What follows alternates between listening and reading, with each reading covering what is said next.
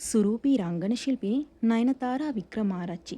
මේ වන විට වයස් අවුරුදු 28ක් වන නයනතාරා ටෙලිතිරයට පැමිණෙන්නේ 2015 වසරේ තිරගත වූ හංසපිහාටු ටෙලිනාට්‍යය හරහා.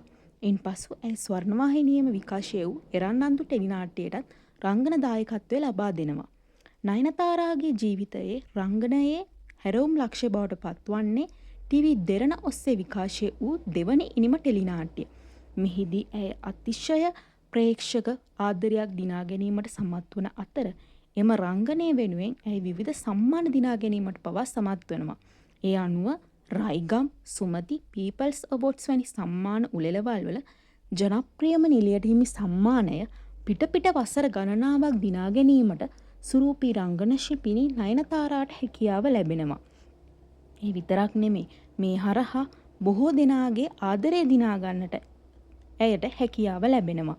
නයනතාරාගේ සිනමා ගමන ආරම්භය වන්නේ 2018 වසරේ එක දවසක අපි කියන චිත්‍රපටය හරහා.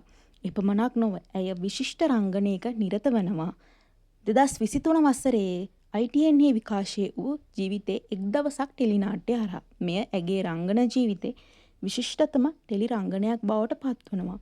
ඒවා ඉතින් ඔයාලා මේ සුරූපී රංගන ශිල්පිනී නයනතාරාගේ කැමතිම ටෙලිනාට්‍ය මොකක්ද? කියන්න අමතකුණානේ. ඇයගේ තවත් එක් සුන්දර ටෙලිනාට්‍යයක් මේ දවස්වල ටීවී දෙරණ ඔස්සේ විකාශනය වෙනවා. ඒ හුස්මක් ළඟින් ටෙලිනාට්‍ය. දෙව්මි අවන්ත දෙවන්ත කියන කපල් එකට ආදරය කරන විශාල ප්‍රේක්ෂක පිරිසක් අපේ රටේ ඉන්නවනේ. ඔන්න ඉතින් එයාලට තමයි මේ ආරාධනාව. දෙව්මිට ආදරය අය පහලින්